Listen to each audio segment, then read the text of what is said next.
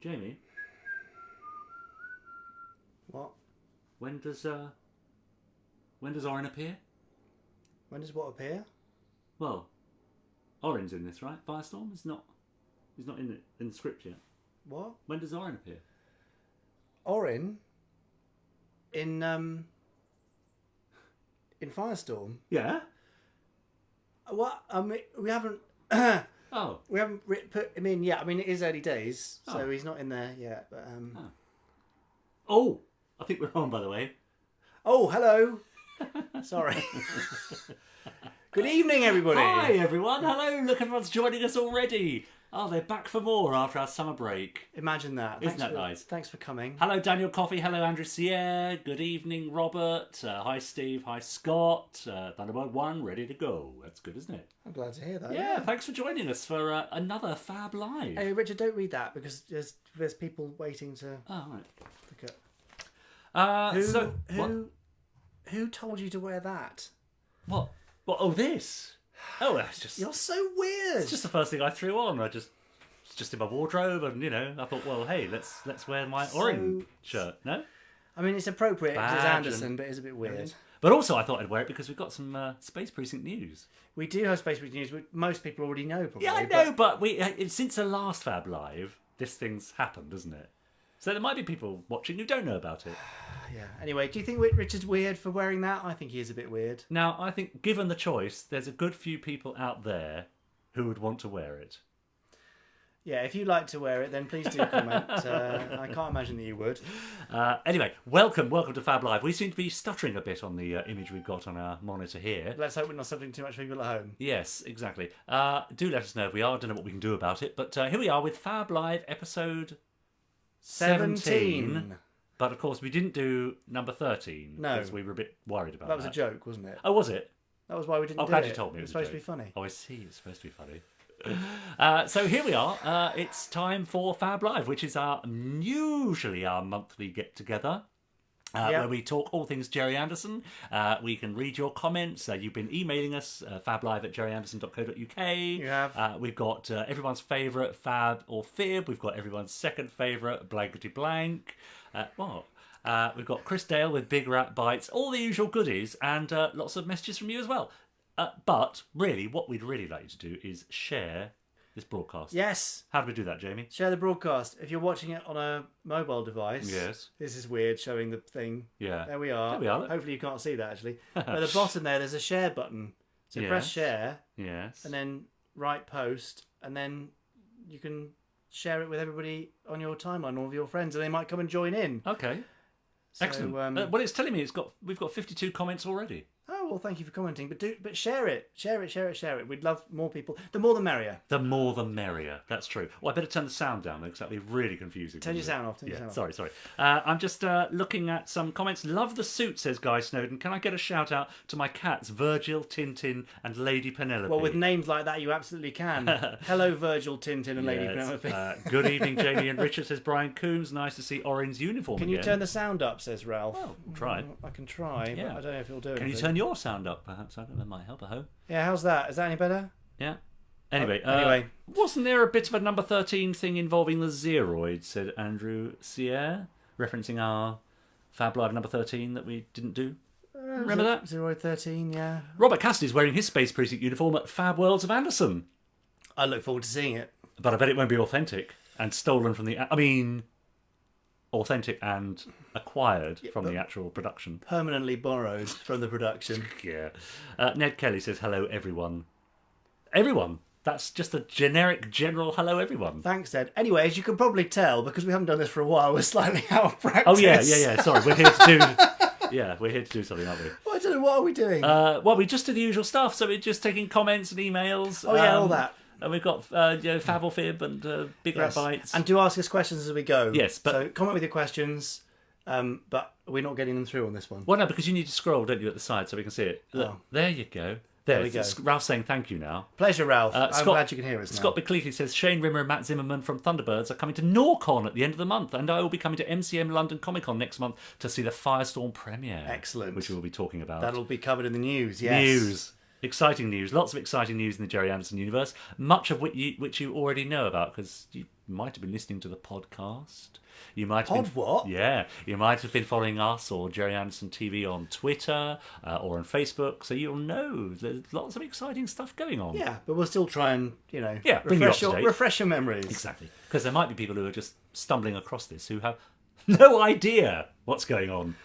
No, they'll probably be extra confused by the... Oh dear, I'm just quite impressed I can still get in it, to be honest. Yeah, no, It's all right, isn't it? I mean, I can't wear what I was wearing in 1994, so... No, that's true.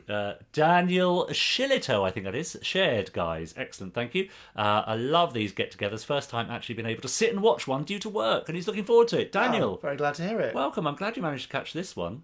That's very nice. Lance Harrington saw Shane Rimmer on Saturday. Wasn't expecting to, but just walked into a shop and he was sitting there. Amazing. It's funny because we had an email from Shane Rimmer saying that he saw Lance Harrington in the shop. Yeah, he did, didn't Yeah, he? he was sitting in a shop. He wasn't expecting to see him. And then he was just He standing just there. walked in. Yeah. So Funny how these things work, isn't it? it's great, isn't it? No, excellent. Ross Patterson is watching. I've just got a notification, which is always good to hear. Yeah. It's good, isn't it? Andrew Hyde says, loving the phone case. James, thank you, Hyde. Well, Yeah, you nice. know, Slightly off-brand. Yeah, but Welcome back, guys, says Peter Murray. Yes, it has been a while. Our last one was July. Yeah, it feels like almost years ago, doesn't it? Yeah, So thank you for coming back and not abandoning Yes. us. Great work again, boys, says James Beckett. We've barely even done anything yet. We've literally done nothing. So that's good news.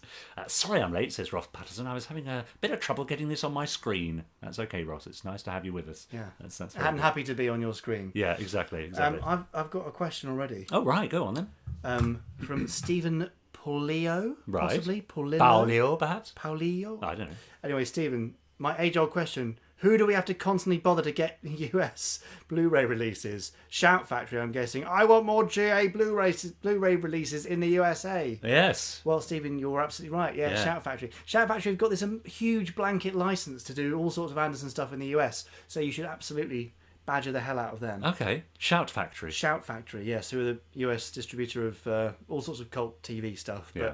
they've got this, they've got all the shows, so they can do what they want. Oh, what are they doing then? Well, tell them to get on with it. I'm Yes. pretty sure they'll be doing some stuff, but badger them. Yeah. Tell them to pull their fingers out. Their collective fingers. Absolutely. Yeah. Tell them I sent them. No, that wouldn't work. Anyway, Right. I mean, what do we do? Do we start with news? I can't remember. Do the news. Should we do some do news news now? Should we have the news, everyone? Let's have the news. Let's Let's have just the have news. news.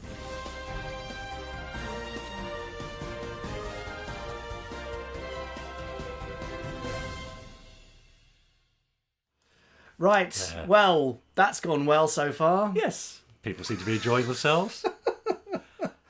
So here's the news stuff. Yep. Josh Long, good to see you, gentlemen. Please, can I steal Captain Scarlet as a guest for my wedding? Oh, wow. What do you think, Captain? Well, I would love that to happen. Yeah. I'd be very happy. I don't know how we'd get that to you, Josh. Don't know where you are.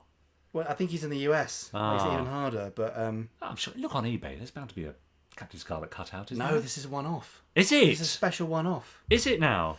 Chris Dale says 17 fab lives and it's as slick as ever. Aye, now Well, then, Chris, if you're going to be a smart ass, let me Yeah. tell you that there's Yeah. only been 16 of them. So take that. Yeah. But you're right, yes. No slickness here. No, that's right. Anyway, Richard, shall we start with something celebratory? Yes. Here we go. Right. Oh. Wow! 50,000 likes. We have 50,000 likes. Actually, now it's like 50,127 or something. Well, it's probably more like 49,999. They're dropping like flies. But at some point in the recent past, we had 50,000 likes on Facebook, which is amazing. So thank you, all of you. We really appreciate it. It's amazing Yeah, to 50,000 have likes. 50,000 people willing to look at stuff from our Facebook page and the news feed. That's great. So thank you to all of you who've been part of that. It is awesome. Yeah, absolutely. And to celebrate that, Oh, yes. this coming weekend, there is going to be a flash sale on the Gerry Anderson store. A flash sale on the Gerry Anderson store. Okay. A 50-50-50 sale. To celebrate 50,000 likes, 50% off a load of 50th anniversary merchandise. Okay, great. Clever, eh? Yeah, that's Probably quite not. convoluted, but great. Anyway, you get it. So there'll yeah. be more on that. But just keep an eye on the Gerry Anderson newsletter and just go on the store on Saturday morning. Okay, and now, you'll you see, get some goodies. you've just thrown that in, the Gerry Anderson newsletter. I mean, What if people don't know about the Gerry Anderson newsletter? Well, that's possible that you might not. So we send out a weekly email on a Saturday with all the latest Gerry Anderson news, offers, all sorts of goodies. If you're not subscribed, then just go onto the Gerry Anderson website, gerryanderson.co.uk. On the right-hand side, there's a subscribe bar. Yeah. Put your email address in, click the buttons or whatever. Right. And there you go. And it will never spam you. We'll never sell it with all the GDPR stuff. Yeah, good. And, yeah. Because actually, although that's unfortunate, because I actually have had an accident recently and it wasn't my fault. And I'm just waiting for someone to get in touch with me about it. Oh, what a shame. Yeah, I know. Andrew Sierra's very happy about that. Sales, he says. Always love some fab sales. Ooh, yes. It should be full of goodies. Yeah, So, that's great. enjoy that. Yes, good. Shall we have some weaponry related news? Oh, well, I thought we might. Okay, no, go on. Carry on. I mean, speaking of weapons, yes, go on then. look at that. Oh, look at that. Well, why don't we just look at this? Well, look at what? This. Oh, let's look at that instead. Just look at that. It's the real thing. Look at that. That's right. So this is the prototype of the Captain Scarlet replica pistol, Yeah. the Spectrum issue pistol. Yeah. This is the Scarlet edition, and because of the rubbish lighting in here, we're not normally this pale and blue. yeah, you yeah. can't quite see the beautiful. lovely scarlet-y top piece of this weapon. Yeah. So there's a scarlet version, a green, a blue, a black. The ochre and magenta are already sold out. Pre-order it on the store. Yeah. It's quite cool. Yeah, and it's lovely. on a lovely A little plinth. presentation Plinth. Oh, I'm glad you said the word plinth. 50th anniversary, you Yeah. see. So we're coming to the end of Captain Scarlet's 50th anniversary year, aren't we, Richard? Yes, we are. And entering the 50th anniversary year of... Joe 90. Well done. I'm glad you're keeping up here. I didn't know you were going to test me like Just that. another quick look at it, just because it's so lovely. Yeah, that's so cool, says Ross Patterson. Whoa. Yeah, I bought mine ages ago. I can't wait, says Daniel Shillito again. Won't be long. Yeah. Anyway, so 50th anniversary of Scarlet is nearly over. Obviously, a lot of his old 50th anniversary merch will be in this 50-50-50 sale. But also, you may have seen, or you may have missed, Yes. Joe 90 50th anniversary news. Right. Two things. The reissue of the DVD Yeah, good. in some rather attractive new packaging. Yeah. And I've chosen the wrong picture here because this is incredibly low definition. Oh, dear. If you squint, you can just It about won't make look like that. That's probably how you'd see the original DVD transfers, but Network are doing a brand new Joe 90 Blu-ray. I think they're starting to put them on sale from maybe end of this month or October, and doing it volume by volume again. But if you have got the Captain Scarlet set that recently sold out, you'll see on there a preview of the first episode of Joe 90, and it looks amazing. Great. Well, Andrew CS says, I'm planning to get the Joe 90 Complete Series DVD for my mum's birthday later this month. Oh, Hope she's not watching. yeah. Maybe I shouldn't have said Sorry, that. Mrs. Sierra. Yeah. I hope they make the microphone from the Thunderbird series, says Ross Patterson. I don't know what he's talking about, do you? I do, but that's probably... I think that might be a bit of a niche item. Fair enough. Love it, says Christina Sales. Hello, Christina. Nice. From California. Yeah, great to have you with us. More of our international contingent. Yes. That's the word, isn't it? Yes. Anyway, so yes, that thing is rather exciting. Yeah. Now, one of the news items here, rather inconveniently, Is is the, labelled Image 1. Oh. I'm not sure what that is. Right. Shall we do your news first? What the news? Yeah. Okay. Well, if you're a big fan of Space Precinct, as I know so many of you are, then I'm sure you'll be delighted to hear, if you haven't heard already, that Space Precinct gets its first complete series DVD release in November of this year. Which is exciting. 24 episodes, Yes. plus some extras. Some lovely extras. Yeah, good. So that'll be out and on your shelves sometime in November. End of November. You can pre-order now Yes, you can. via the Gerry Anderson website. Yes, you can. shop.gerryanderson.co.uk. Yes, that's it. And am I allowed to mention the... Well, that's what Ralph was trying to make us talk about. I think so. I think people already know about it. So, go on. So go on. alongside that, you'll I haven't got a picture soon of this, also be able to purchase, I think it's a 4 CD set of Crispin Merrill's amazing Space Precinct music and theme. Yep. Fantastic. Yeah. Who doesn't love the Space Precinct theme tune? Absolutely. Yeah. It is great. It is a great theme. Yes. It's going to be a lovely set. I've been listening through the current versions of the CDs. Mm-hmm. Really nice. Lovely track notes by the one and only Chris Dale. Yeah, that's right. Indeed, that's right. Yes. Now, It'll be a lovely piece. Steve Bushley's asking, will it be the uncut version of Space Precinct? Because it did undergo a few rather savage cuts. Yeah, so we've got the BBC notes saying, That's gotta too go. gory, Yeah. The dogs don't work, yeah, that sort of thing. Yeah, can't show Don't look like dogs. electrocution, Yeah. etc. So, and we compared it to the versions we've got, the Masters. You can't show electrocution. What's the world coming to? I know, it's ridiculous. Anyway, Awful. don't worry, this is full of electrocution and gore. Yes. So we've got the most complete versions we can get. Excellent. Very good. And also, on top of Space Precinct Reloaded, the comic that was out earlier this year, which is also available on the Gerry Anderson website, never a better time to be a Gerry Anderson Space Precinct fan, I would say. No. And of course, there's always the book. Oh yes, the book. What's the book about, Richard? Well, it's called Space Precinct Unmasked, and it's Sorry. What? No, move on. It's fine. It's fine. Yeah. Someone's already mentioned the Fab Worlds of Anderson at the National Space Centre, 22nd and 23rd of September. Okay, right. So fine. Yeah, good. Yeah. Unfortunately, you can't go because you're working. That's right. Oh, it's a nice picture of it there. Yeah. Well, that's a funny angle of the National Space Centre, which is where it is. Yeah. So yeah, it's an Anderson event. There's lots of interesting people going, displays, all sorts of goodies. Yeah. Matt Zimmerman and Shane Rimmer, I think, are going. Great. Brian Johnson's there on the Saturday. I'd so love to be there. It's so annoying. I am probably there on the Sunday. Yeah. I won't be there at all. You won't be there at all because you're too busy. Yeah. Sebastian Bird, hello Seb, says, yes, Space Precinct soundtrack will make car journeys much more enjoyable. I agree. Tony Wood says Space Precinct is a must. Absolutely. Thank you very much for that. When's the second issue of the comic due out? Oh, I don't know, Tony. That is such a big job for us, and there's so many things on. Yeah. Be nice. Oh, it's a big job. But yeah. Yes, yeah, exactly. Went to can't beat a bit of Space Precinct, says Gary Hodgkinson. Being finished here tomorrow and being sent to our sound engineer for mastering, says Ralph Titterton. Oh, there you go. That's the latest on the Space Precinct soundtrack. It's well on its way. Yeah. Great news. Do you want another bit of event news? Let's have some more event news. Well, here it is. Oh! Gerry Anderson's Firestorm is getting its world premiere at MCM Comic Con London on the 27th of October at 1 p.m. And I can't make it. No, what a shame you can't be there. It's such a shame. Anyway, so after a long time, lots of development, huge amount of work and vast amounts of effort by everybody, the pilot minisode of Firestorm is done. Yes. We are moving into the next phases, let's say that. Yeah. But we'd love for you guys to see it. Obviously, the Kickstarter backers have seen their streaming version. They'll be getting their DVDs and Blu-rays in the next few weeks. But if you didn't get a chance to back the Kickstarter, or you want to come to MCM and see it with a bunch of other Anderson fans, and also see a panel consisting of me, unfortunately, Steve Begg, legendary Steve Begg, Mike Tucker, Gethin Anthony, who plays Sam Scott in Firestorm. You might also know him from Game of Thrones and Aquarius. Oh, lovely chap. He's also been in a Doctor Who audio for me recently. Has he? So great, right. really great. You've been too busy. Go away. Right. And also some as yet unannounced guests. Oh. Right, really? So we'll be doing a panel. Oh, and the panel's moderated by Nick Briggs. The voice of Remus, I believe. Dalek and Big Finish Heyman also plays Remus. Yes. So it'll be a really fun day, and there may be giveaways at the event. Oh, what are you going to give away?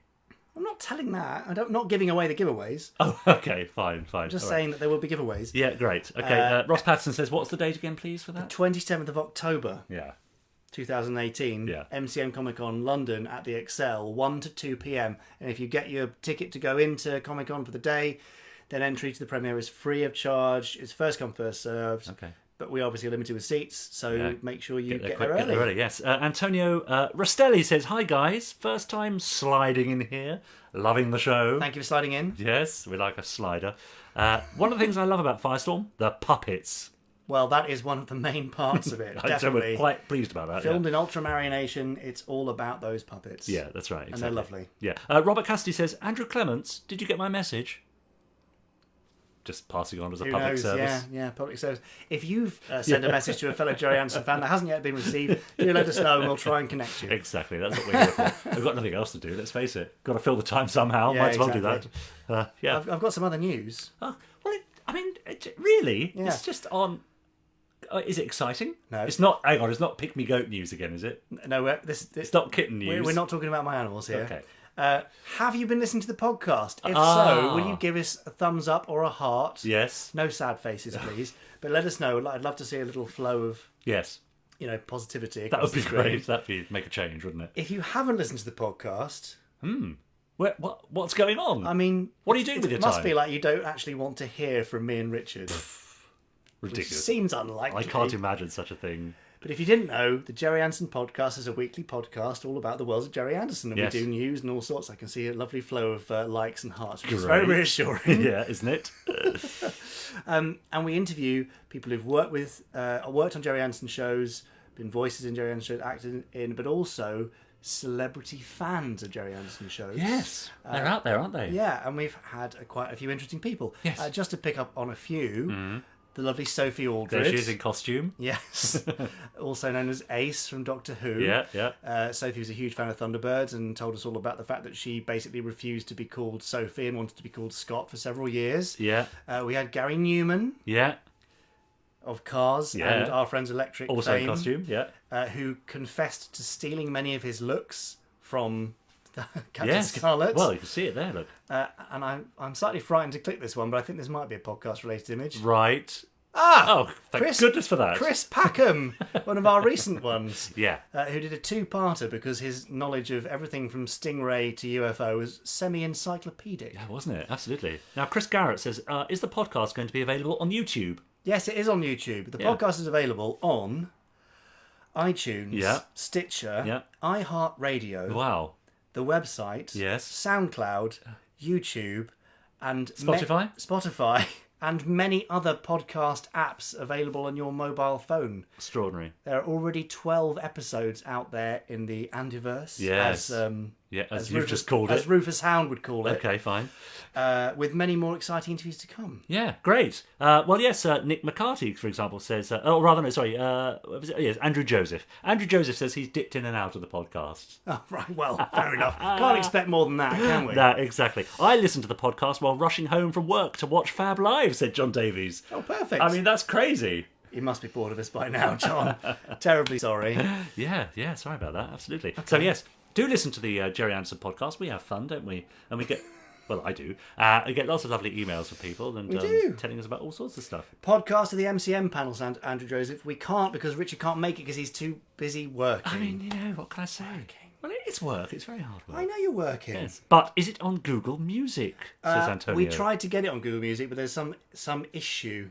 So it's not. No. Okay. But if that's the only place you'll bother listening to podcasts, then we don't want you. Thank you very much. I'm joking, Jamie? obviously. I'm going to try. It's just so frustrating when we try and put it everywhere and there's someone that blocks it. Yeah. So no, Antonio, sorry. No. Oh, well. But YouTube, Yeah. or just imagine us talking incessantly for an hour, and that's the podcast. Oh, joy. Yeah, exactly. Yeah. That's right. Anyway, look, I've got a piece of news where we haven't got a card, but Right. we've got a thing. Do you want to show them the thing? This thing here. Yeah. Who can name this thing? Take your time, Richard. Well, I'm That's just fine. trying to build up a dramatic tension. Do a sound effect. Is that good enough? It's all right, yeah. Well, can you do a better one? No, I can't. Well, then. I can't. Honestly. Look at this, everyone. Anyway, it's the vehicle that started all Yeah. of the Captain Scarlet series and the Trouble with the Mysterons. Yeah. It's the Martian Exploration Vehicle. There it is, commonly known as the MEV. Yes, all right. Thank you very much. Anyway, beautiful little replica by Planet Replicas, available exclusively from the Gerry Anderson store, available for pre-order now and available in a couple of months' time. Nice. It's a really lovely little piece, and it comes in a great little presentation box. It does. And we've got a thing about presentation boxes after Big Rat Bytes, which is coming up very shortly. Who doesn't have a thing about presentation boxes? I know I do. Yeah, the funny thing is, so I had a little card through my door saying that a couple of packages had been left for me at the post office. Yeah. Went to pick them up today, and it was the gun and the little MEV, and I thought, oh, how lovely! Jamie sent me some little presents. Anyway, he comes around and wants to take them home with him. Well, they're official production samples, Right. which I probably have to give to ITV, to be fair. Yeah. So, All right. Fine. Thanks anyway, very there you much. go. So Millie Millington says, ooh. Yeah. Yeah. Ooh. We know exactly what Millie Millington means. It was all that, wasn't know, it? yeah. Did I pronounce it right? Yeah, I think so. Yes. Yeah. Yeah. It's adorable, says Christina Sales. She must be talking about my costume again. Just talking about Richard. Yeah. Good evening, Gareth. What? What's it? I think that's his name on a Saturday. I see. Oh, that's fine, yes. Whew. Well, good work on the suspense there, Richard, says Andrew Sierra. Thank you. See, I'm glad someone's appreciating my acting skills. It was very impressive. Yeah, that's right. Anyway, look, I think these people are all bored of us now, so should we go over to... no, I mean us. What do you mean? Bored? Why would they be bored?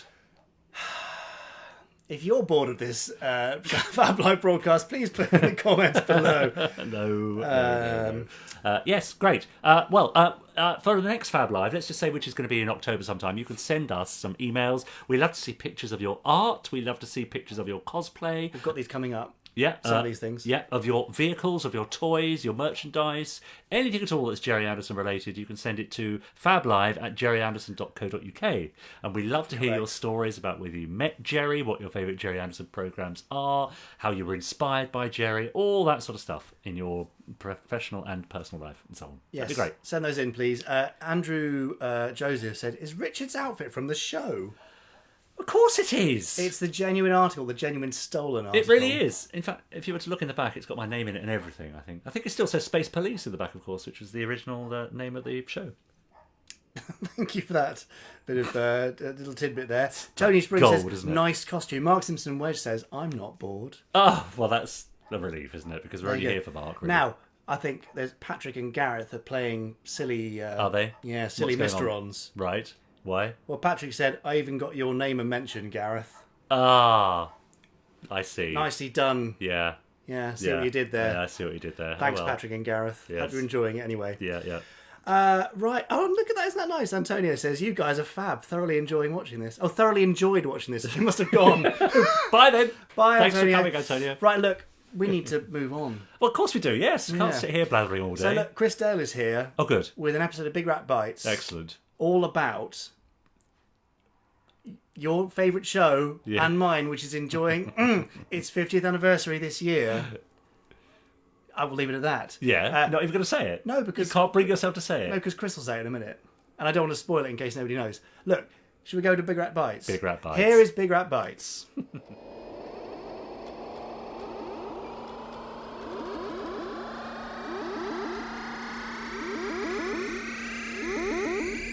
Hi everybody.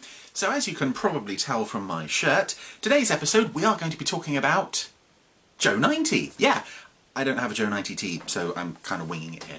As most of you will know, this month Joe 90 celebrates its 50th anniversary. I'm not at all ashamed to say that Joe is definitely one of my favourite Gerry Anderson series of all time, definitely top 5. So this week I just want to kind of talk a little about the show, my own thoughts and feelings on it. As I think I've mentioned before, I first saw the show in 1994 when it was repeated on BBC One. Saturday mornings, I think at 7:45.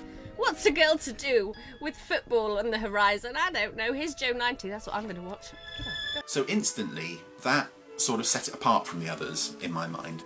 Now, there are very few things that can make me want to get out of bed early in the mornings, on a Saturday morning at least.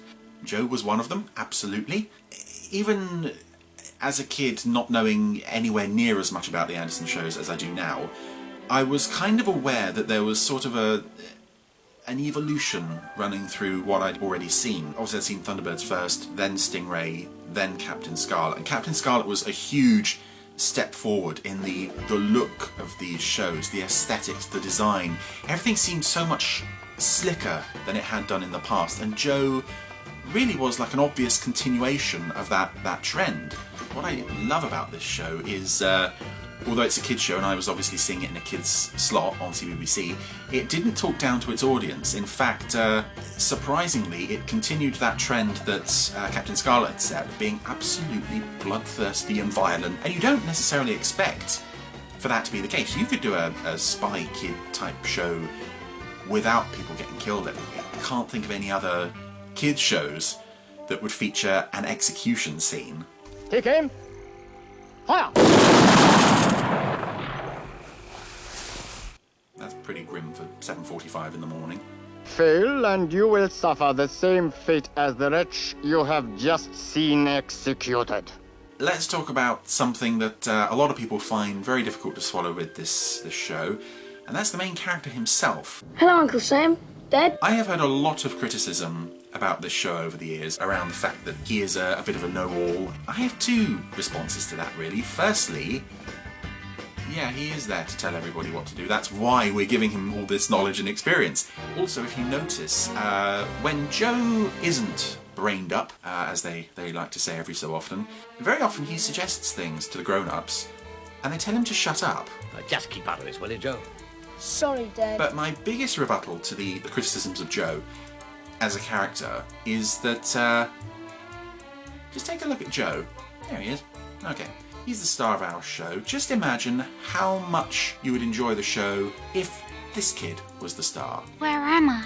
Or this kid. Gee, Troy. Or that kid. All I want is a ride in a spaceship. Or these kids. We've had international rescue all the time. Yeah. I think we dodged a bullet there. Thank you for obliging my son. He works for World Intelligence. You know. Really? One of my favourite elements of this show is the fact that the regular cast was scaled down considerably from what had gone before in Captain Scarlet and Thunderbird. We have 4 regular characters, plus an occasional housekeeper lady, Mrs. Harris. I don't know what they get up to, I'm sure. That is actually one of the only genuine criticisms I can make about this show, is that female characters barely exist. That's kind of a shame. But it really makes sense, I think, to focus on just these main 4. It brings back kind of the family aspect to the traditional Gerry Anderson setup that hadn't really been there in Captain Scarlet. And it gives the series a really nice tone. The fact that Joe doesn't live in a magnificent secret base, he lives in a nice country cottage, and it's all warm and cosy, and there's a fire blazing away in the corner there. That's the way we like it, Sam. A combination of the old and the new. So you get to the birthday, and Joe is thrown a surprise party by his dad, and he doesn't invite any of his school friends. I'm assuming Joe has school friends, he must have someone.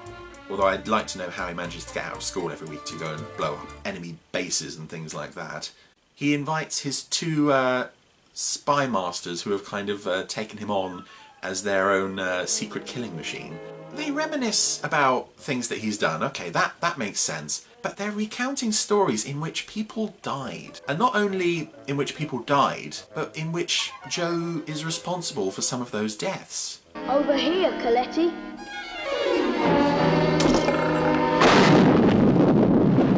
Say, Joe, do you remember that time you blew that gun runner to pieces with a hand grenade? I would have stuffed it down his trousers if I could have got closer, Uncle Sam. Haha, that's my boy. So the backstory to the series, which is only mentioned briefly in the show, is that Joe is an orphan. He's been adopted by Professor McLean, who has then proceeded to carry out these bizarre experiments, presumably potentially quite dangerous. You know, they're messing with the kid's brain. You have to sort of read into the fact that he's taken on an orphan because, oh well, if I melt the kid's brain, I can just go get another orphan. It's fine, you know, they're 10 a penny, that's fine.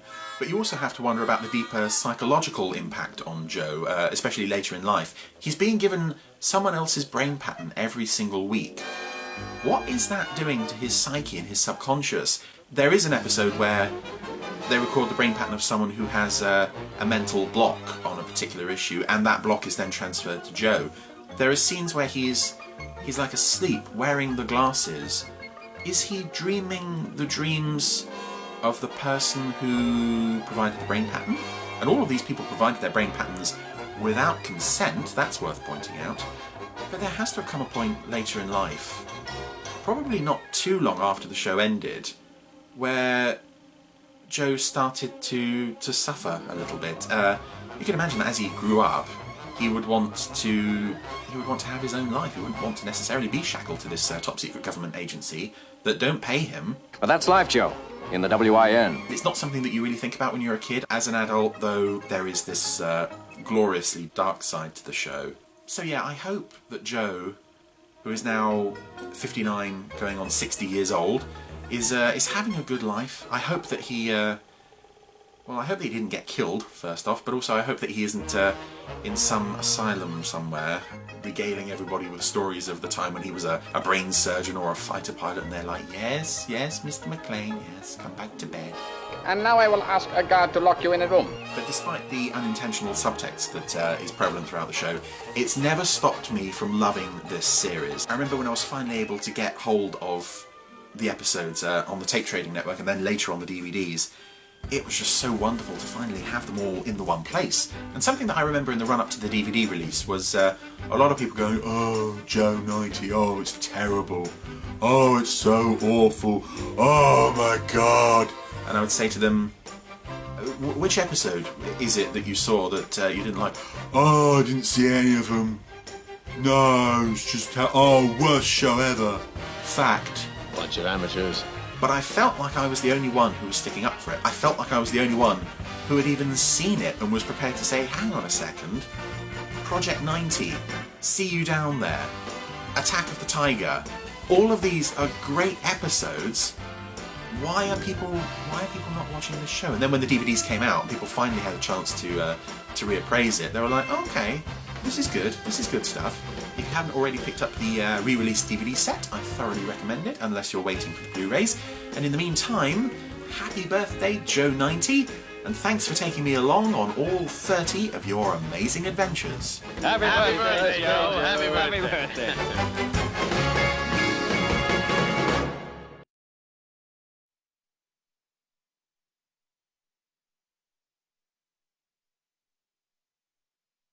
Oh. Did And you not put the sound on? No, people won't be able to hear us for that. Well, bit, thank then. goodness for that, because we've been very rude about Chris Dale, weren't we? We were saying terrible things. Goodness me. Anyway, can you hear us now? I'm sure you can. Yes, let's hope so. We weren't saying terrible things at all, were No, we? we were saying that we were very grateful. Thank you, Chris. Yeah, we love Big Rat Bytes. brilliant. Lots of love on Twitter for Big Rat Bytes as well. Lots of lovely comments as well. Yeah.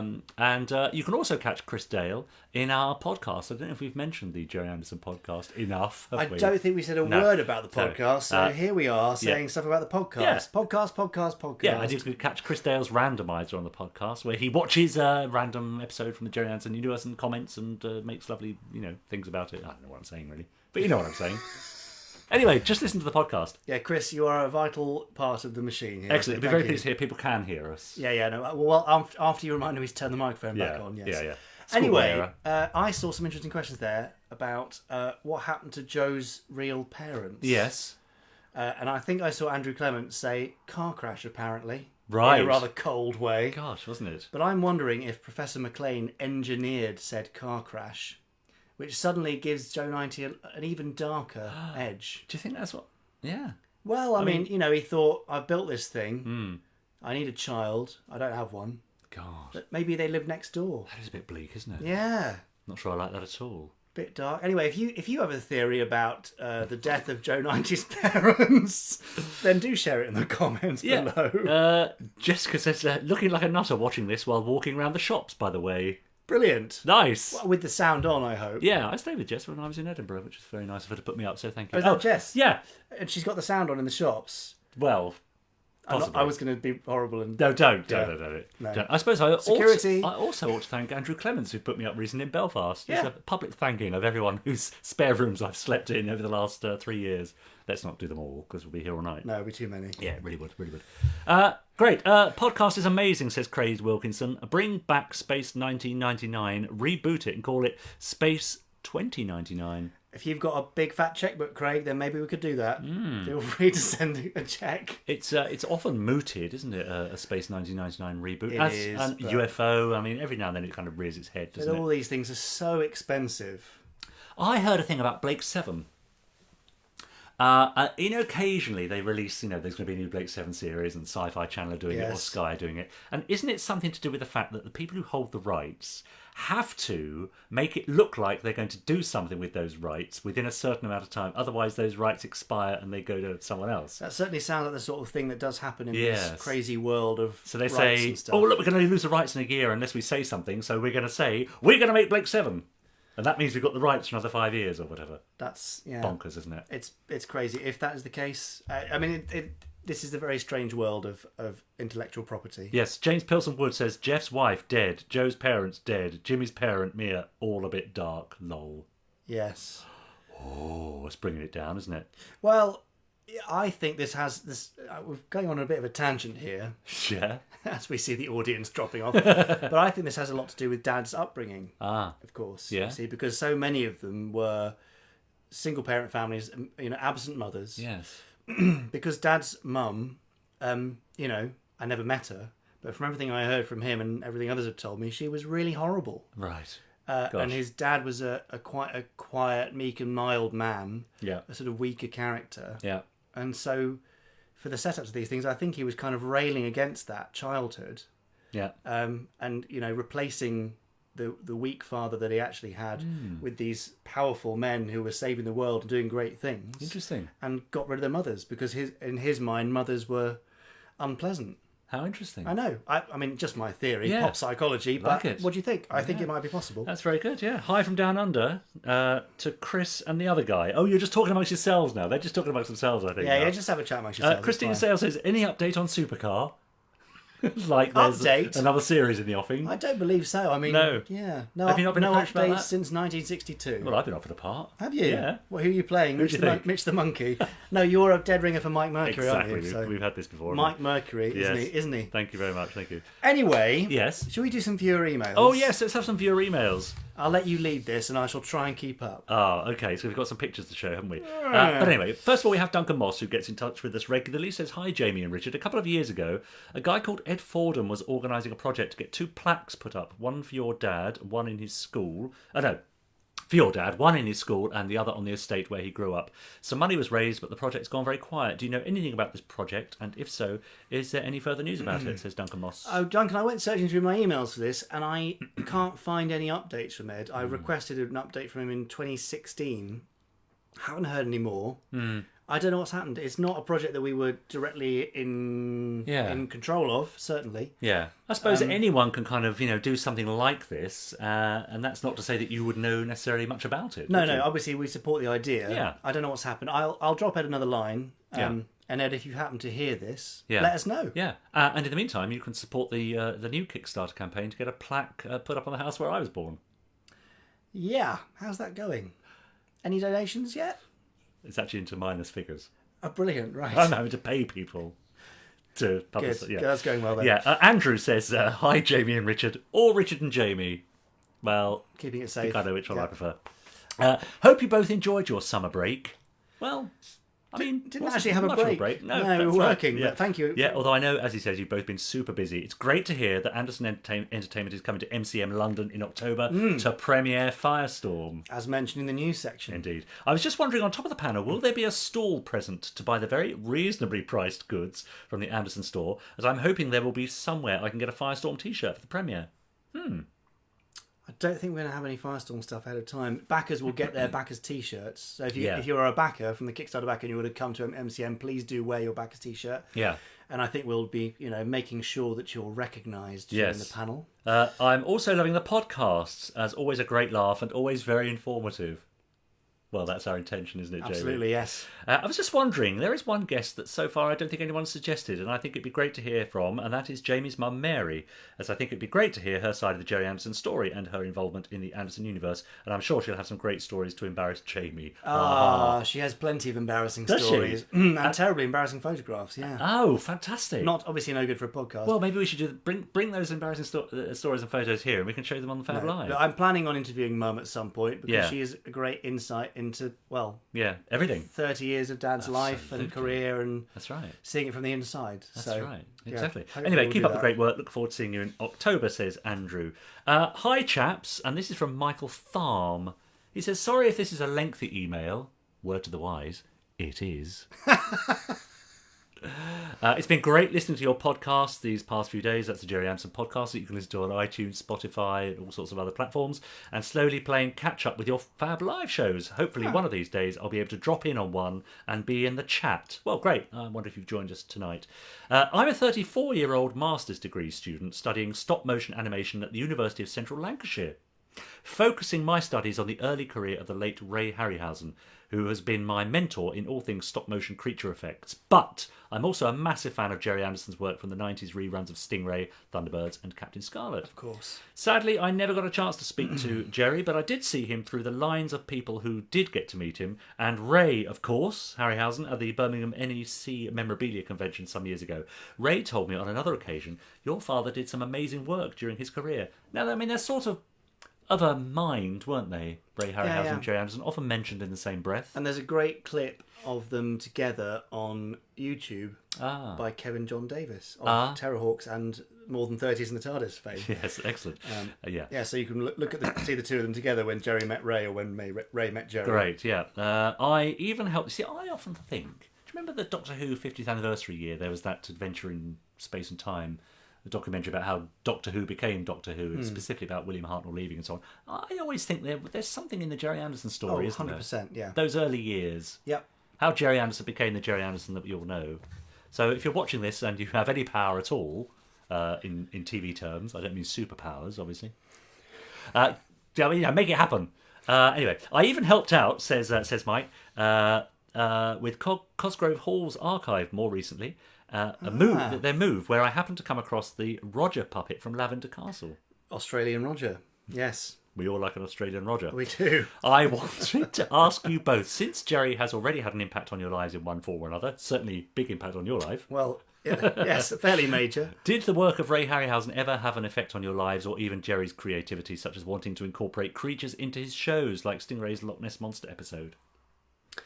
I don't know if there was direct influence. Certainly, I have very happy memories of watching. Is it Jason the Argonauts? Yes, they did. Yeah. And the skeleton. That's battles. right. Well, you'll remember that was a regular, really scary, rainy day at school, screening thing, which I really, really enjoyed. He says, I know the Loch Ness Monster certainly got me into wanting to recreate something in stop motion, and this was the closest I ever came to it back in 2016 at the Manchester Starburst Film Festival, with a display of Thunderbird 65 with my stop motion armature creature, which is being used for my short film Wildlife on Mars. And here is Michael with Thunderbird 2 and his stop motion creature. Great, look at that. Oh yes. Excuse me. It's rather H.R. Geiger, isn't it? Don't you think?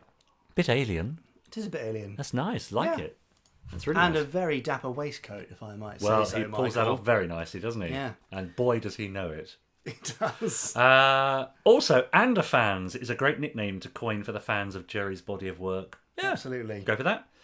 Keep up the great work. I always look forward to the Fab Live and podcast shows, and maybe we'll shake hands one day. Well, wash them first. That's all I could say. There we go. Great.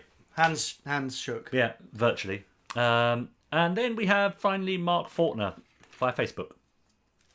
He said, when I was a kid back in the early 70s, Selfridges had an exhibit one Christmas that featured models of Moonbase Alpha and part of the set and some people in uniform. I was curious how that came about and was wondering if you could discuss it on your next show. Well, I know nothing about this. So no, Mark. we can't. No, but if you know about the Space 1999 at Selfridges thing, yes, then do send us some information in at fablive@gerryanderson.co.uk and maybe we can talk about it next time. Early 70s, yeah, that's right. I want to be made into a Gerry Anderson puppet, says Christina Sales. I know that was a bit random, just a thought, lol. Yeah. Any word on the next Andercon, says Scott? Andercon being the Gerry Anderson convention. We are just too busy. Yes. That's the problem. Yes. I would love to do it, but there's just too much going on. Yeah, Keith Roberts says, hi, sorry I'm late, was helping daughter with the science homework. I hope she did well. And when you say helping... Yeah. Yes. Careful there. Yes, indeed. What else do we have? I've got some more go on, then. listener, viewer emails. Chris Hewitt wrote in, didn't he? He did. To say that his kids still enjoy Thunderbirds. Yes. Which he shows them. Yes. Here are a couple of his sons in their Thunderbirds hoodies. Very fetching. Which is nice to see. And there we go, another one in Thunderbird 2. And he's even got a Thunderbird 1 hanging up from his ceiling there. Oh, fantastic. It's a nice one, isn't it? That is a nice one. That looks great. So thanks for Chris for that. Yeah. Nick McCarty has been in touch. Mm-hmm. We know Nick, don't we? We do. Nick of Eagle That's Obsession. right. That's right. That's fair, isn't it, Nick? Oh, you are Eagle obsessed. Yeah. But he put together this very nice celebratory image for Firestorm. Look at that. With some eagles flying the flag. Yeah. I mean, that looks like a disaster waiting to happen. It does really, doesn't it? It's a whole episode in that. Bit too much tension. One of the cables snaps, pulls the eagle down asymmetrically, smashes the ground. They all blow up. Yes. But anyway, look, Nick does lovely concept designs based on the eagles and that kind of stuff. Great. So check him out on Instagram and Facebook. His stuff's really, really lovely. Yeah. And in fact, Nick, you did one recently that I really liked. A little kind of 2-man, small, fightery, transportery thing. I can't remember what you called it, but it was very, very nice indeed. So great. Keep good work. up the good work. Exactly right. Where did the idea for Firestorm come from, says Ross Patterson? Well, it was Dad's in 2001. There you go. That's all I can tell you. Yeah, end of. Now, Richard, you sent me a couple of things from your selfie shelf. Oh, I did, yes. This is a very popular segment of the show. It's so popular, this is only the second time we've ever done it. But David came to see me at the Sunderland Empire. Here he is. Massive Space Precinct fan. He can't watch it live on the night, but I know he'll be catching up on YouTube, and he will be very pleased to see me wearing my my authentic Officer Orin costume. Hello, evening. David. He brought with him, I think he had a couple of annuals. He had the DVDs, I think. Various bits and pieces for me to sign. Very nice to see David there. Space Precinct super fan. Yes, and likewise was Sebastian Bird, who came to see me in Aylesbury. There he is. There he is wearing his Space Precinct 20th anniversary T-shirt, of course. Massive Space Precinct fan. He's got a costume a bit like this, I think. He does, yeah. He's, Although made himself. Obviously not stolen. No, you say stolen, borrowed, not pending a second series. Very happy to give it back. Absolutely. Yeah. We also had quite a few people. Last time, you remember, because of Joe's 50th anniversary, I requested people who had been not bullied at school because of it, but people who at school were called Joe 90. Yeah. So here's one from Mark Gardner. Sorry, Mark. It's just the way you'd beautifully laid it across the Joe 90 dossier there. Yes. It looks like part of the annual. It's nicely done, isn't it? But I can definitely see a bit of Joe 90 going on there. Let's celebrate it. That's what we're doing. Absolutely. And there must have been some corners of the earth where Joe 90 had a positive impact on people's school experience. Let's hope so. Chris Bate also shared his Joe 90 picture. Yeah, it looks pretty cool there, I think. Yeah, Chris, I think you actually are a bit too cool to be Joe 90, in my humble opinion. Yeah, that's right. Because, Joe 90 and all that. Yeah. Who else have we got? Adrian Andrews, who is actually a modern day Brains / Joe 90. Yes, isn't he? That's very good. Pretty marvellous blue specs there. Yeah. And then I've also got another picture, Richard. Yes. But I can't remember the context. Go on then, let's see it. Well, I've now lost it. So this is going well, isn't it? Yeah. I think I'm just going to skip over it and pretend it didn't Oh, happen. what was it? Well, I've lost it. Oh, no, but here we go. Bernard. Oh, this was it, wasn't it? So we're talking about display cases earlier on. Bernard Nugent has taken his Spectrum hovercraft and made a lovely kind of desert base to it. Sand, a few shrubs, a couple of stones there. It's very good. I thought that was rather nice. You could actually put that in a little fish bowl, couldn't you? You could put some fish in there. That's what I'm trying to say. Fill it with water and put some fish in it. It's quite small. Is it? It's that size of that thing you've got next to you. So okay, so it'd be a very... You can put some minnows in there. Put a minnow or two. Anyway, thank you all for your emails. Yes, James Fielding says, Gerry met Gene Roddenberry at Pinewood once. When in Gerry's office, Gene drank half a bottle of whiskey while swapping stories about Fred Freiberger. Yeah. Fair enough. That Scott happened. says, Richard, are you still coming to the Theatre Royal in Norwich this November? Yeah, well, I mean, barring accidents, yes, I am. Yeah. Excellent. Yeah. Great. Richard, should we do Blankety-Blank?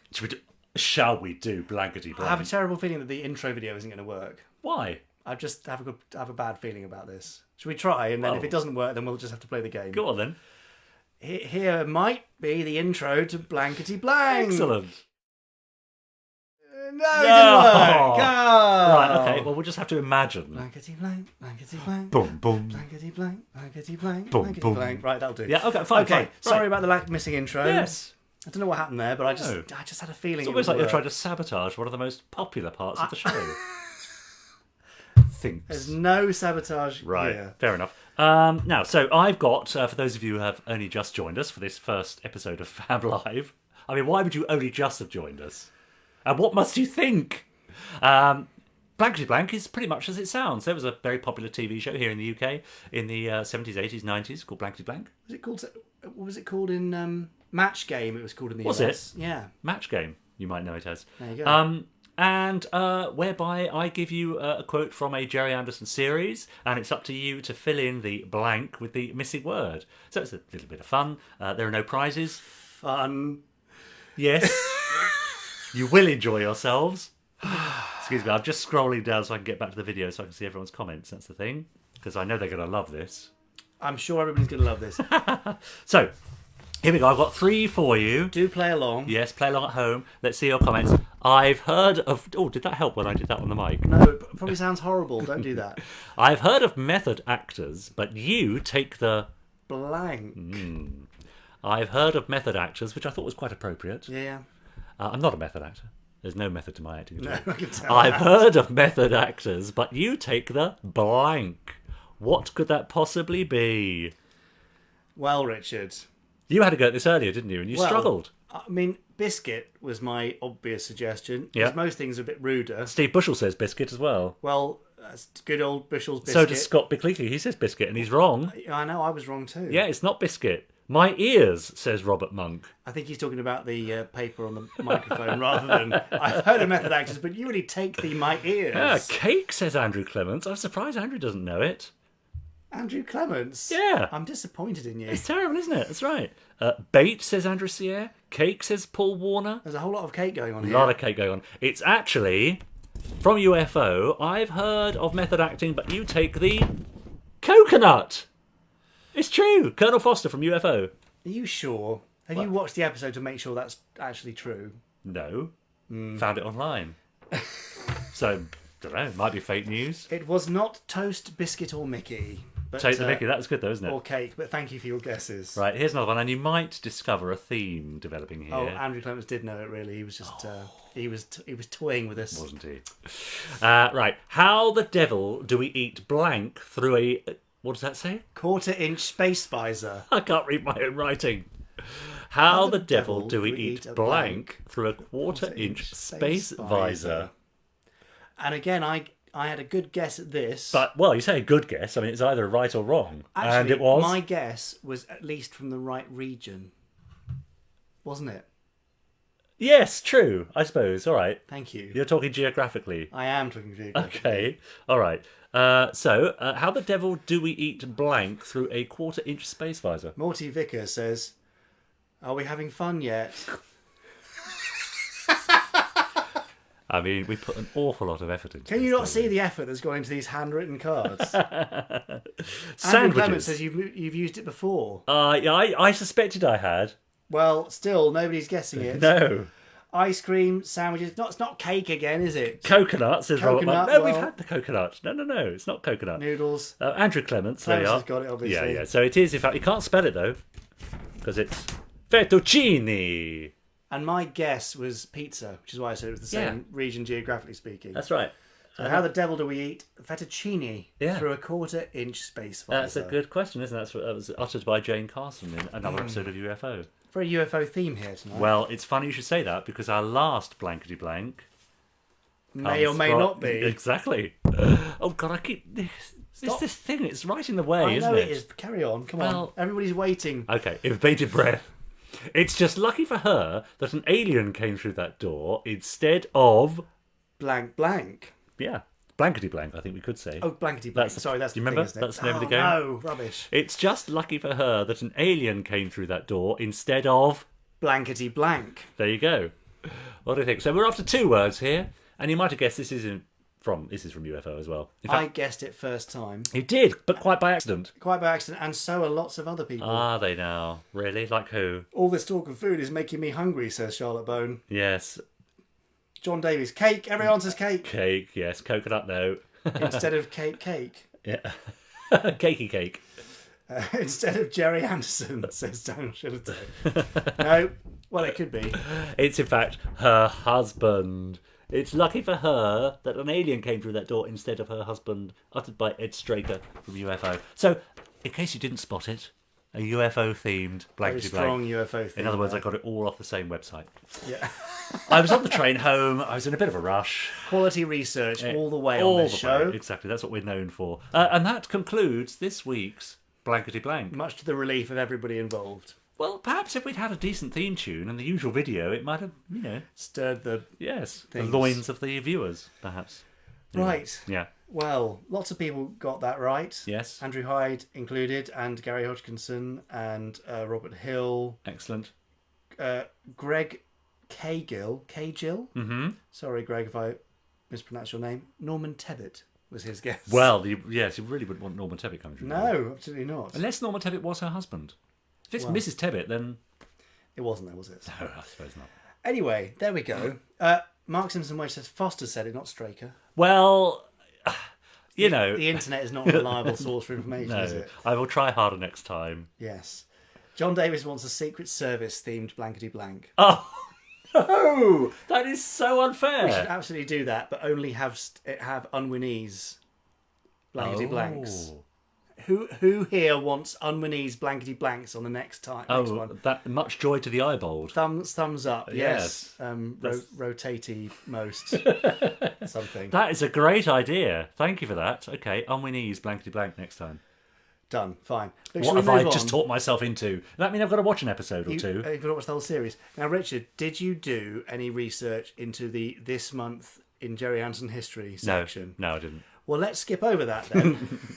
There's a lot of love for the Secret Service idea. Yeah, well, Instead, not surprised. should we go, since we're ascending in quality here, shall we... Yes. Ascending in quality? People's... Oh, ascending in quality. Yes. Yeah. Should we do Fab or Fib? Fab or Fib? I mean, people have been... What time did we start? 7 o'clock. An hour has gone by, and people have been waiting with bated breath for Fab or Fib. It's the only reason they come. And I know the reason why you don't put it at the top of the broadcast. Because then everybody would leave. Exactly. They'd switch off as soon as it was done. I have a quick question here from Scott Bickleke. Yeah. Jamie, are you coming to MCM London Comic Con next month for the Firestorm premiere? Well, I mean, Scott, we refer you to the answer we gave previously. I'm hardly not going to come. No, exactly. But yes, I'm going to come. I'm on the panel. Are you? Yes. Right. With Steve Begg and Mike Tucker and Gethin Anthony and Nick Briggs and as yet unannounced guests. Who could they be? I don't know. Edward Grabowski. Yes, know him well. I met him at Andercon, I believe. Says, is Jamie drawing again? Funny you should say that. Well, now, I've been warned by Richard that this episode's Fab or Fib is almost undrawable. Yeah. Is that the word? It is now. That'll do. Yes. Let's move this very fetching replica. Oh. I've got both bits. It's all right. You've got both bits? Yeah. Sorry, I thought it was going to tumble down then. No, it's fine. Right, yes. So yes, he is going to draw. I suppose I better explain. You tell them what... No, should we have the title sequence first? It's title sequence. Title sequence? He calls it a title sequence. Should we have the sweet? title frames? Go on, if you want to. Well, there we go. That was exciting, wasn't it? Fab or Fib, here we are. Richard, explain them rules for them viewers. Fab or Fib, quite simply, dear viewer, is where I give you 5 facts from the Gerry Anderson universe. Look, watch this. There, ping, and you have to decide which are true and which are false, which are fab and which are fib. There's only one true fact in this list of 5, and that is the fab fact. So if you use your fab, you cannot use it again. So use your fab sparingly. Do I make myself clear? They probably are clear on it, but yeah. So you've got one fab. If you say fab, then you're out of fabs, so you can't then say fab for everyone. Yeah, well, that's what I'm saying. That's a fib, says Patrick Paracollins. Well, you would say that, Patrick. Good evening, says Dominic.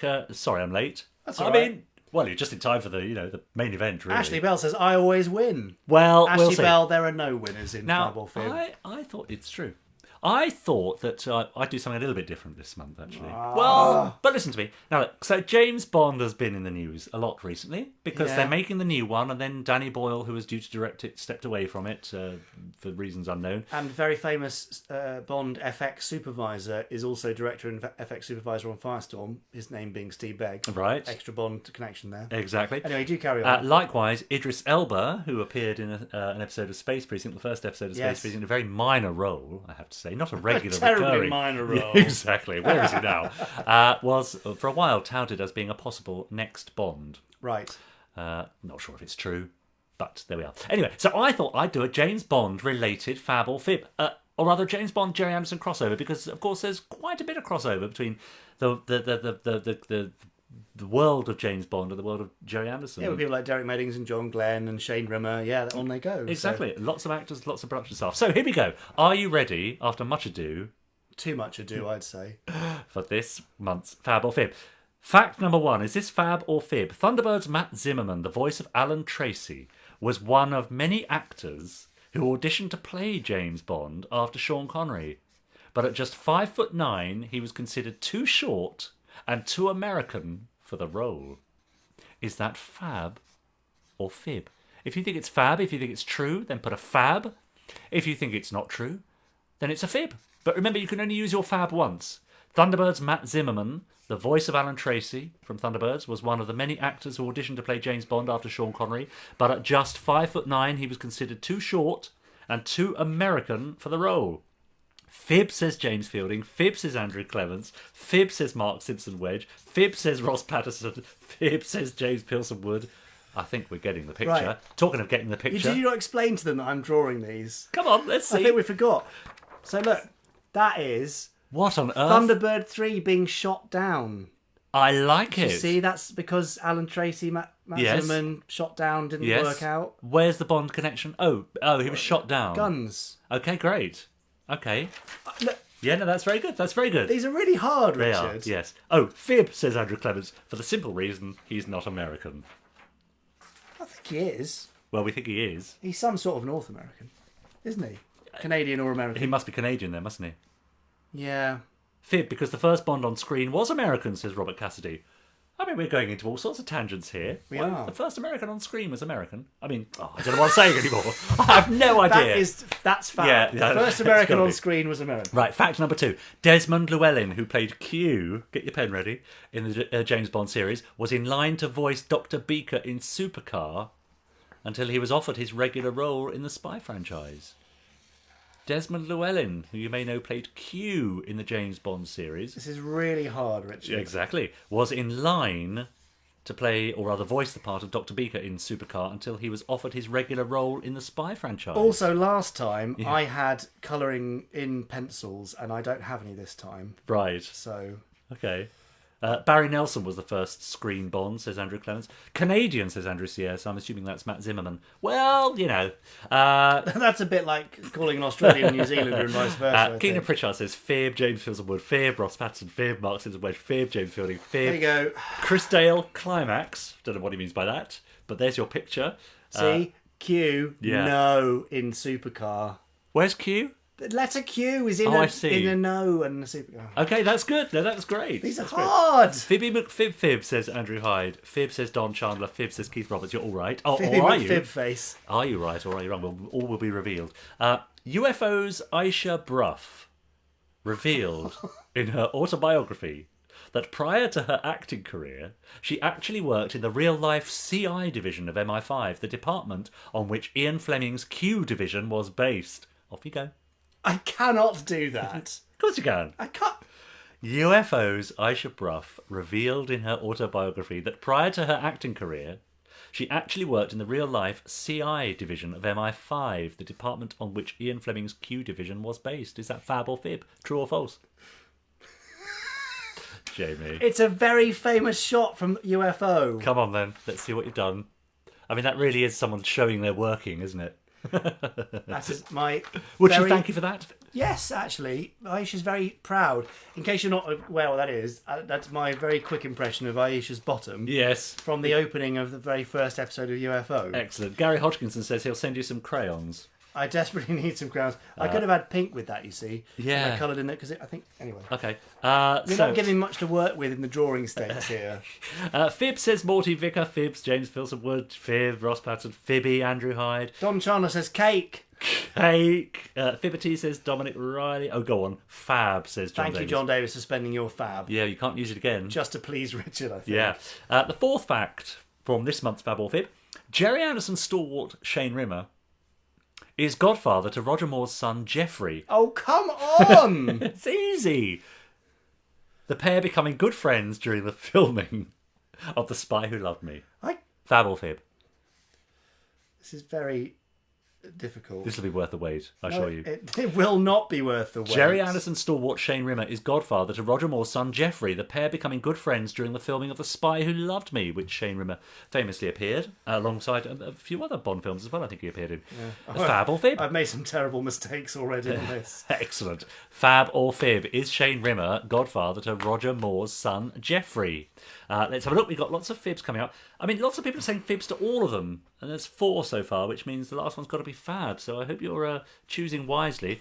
Fib says James Fielding. Fib says Sebastian Bird, like he knows. Andrew Sierre, fib. Dominic Riley, fib. Lauren Gradwell says fib. Oh, well, you're all experts, aren't you? Paul Warner says fib. Andrew Clements, fib, but Shane appeared in 4 films. Right, let's have a look. Let's see, Shane Rimmer. Bear in mind the speed of which I'm having to try and come up with these, having not heard it before. That is a Roger Moore eyebrow, raising an eyebrow at Thunderbird 1. That's very good. That's very good. Look at that. Oh, I can't see my finger. There. See, The eyebrow. Roger Moore eyebrow, raising his eyebrow Nice. at Thunderbird 1, being like, he'd make a good godfather to my... He'd make a good godfather to my son. Something like that. I don't know. I can't really do Roger Moore. Exactly like that, Did someone say more? Anyway, less is more. Less. Yes. Right, so finally, as everyone's coming up with tips here, and they had cake, said, yes, thank you, Andrew. Yes, we get the cake. Actor and wrestler Pat Roach, finally, who wrestled with Sean Connery in Never Say Never Again, I'm so looking forward to this picture, holds the distinction of not only playing 2 parts in the Space Precinct episode Illegal, he also, due to a very bit of clever editing, was able to watch himself being defeated in the wrestling ring during the episode. Off you go. Is this fab or fib? Actor and wrestler Pat Roach, who wrestled with Sean Connery in Never Say Never Again, holds the distinction of not only playing 2 different parts in the Space Precinct episode Illegal, he also, due to a very clever bit of editing, was able to watch himself being defeated in the wrestling ring during the episode. Is that fab or fib? True or false? That's the final fact. So if you've used fib throughout the rest of this game, then, well, this has got to be fab. If you've used your fab already, this has got to be fib. So over to you. Fab says Andy Lee. Chris Hampshire is watching. Hello, Chris. Fab says Andrew Hyde. Fab says Lauren Gradwell. Fib. I've used up my fab, says Ross Patterson. Fib, says Mark Simpson Wedge. Well, what was the fab then, Mark? I don't think you've used your fab. And that was the last fact. Right. There you Fab go. says I have no choice. Fab says Greg. Totally fab. I used all my fibs, says Martin Smiggy Smith. And there is a delightful picture of... Just talk us through this, Jamie. What's the chap's name? The wrestler? Pat Roach, yes. Yeah, through the clever editing, Yes. is watching himself. Yes. It's me! You see? That's not half bad. Right. Excellent. Fab, says Brian Coombs, would love to have met bomber Pat Roach. Fib, says Gary Hodgkinson. I'll guess fab, says Edward Grabowski. Andrew Clements, fab. And during the filming of said film, Steven Seagal broke Connery's wrist. He is full of useful facts, isn't he, that Andrew Clements? He is. I know he's a big Bond fan. He's a gold mine. Right, well, I'm going to put you out of your misery. I think you've all used all your fabs and fibs now. Let's go through them one by one then. From the very top, I think, was Matt Zimmerman in the line-up to play James Bond after Sean Connery? Nah. No, it wasn't. That's a fib. No, didn't happen. Was Desmond Llewellyn due to give his voice to Dr. Beaker in Supercar? Nah, that's a fib as well. Did UFO's Aisha Bruff work for... Just censoring this. Yes, the department of which Ian Fleming's Q division was based? No, of course she didn't. Not that I'm aware, anyway. Might be a state secret, I suppose. Could be. Did Gerry Anderson stalwart Shane Rimmer, or rather, was he godfather to Roger Moore's son, Geoffrey? No, not that I'm aware of. That's a fib as well. Which means that the fab has to be Pat Roach watching himself being thrown out of a wrestling ring in the Space Precinct episode Illegal. Which I'd say was the best drawing, actually. Yeah, fair dues.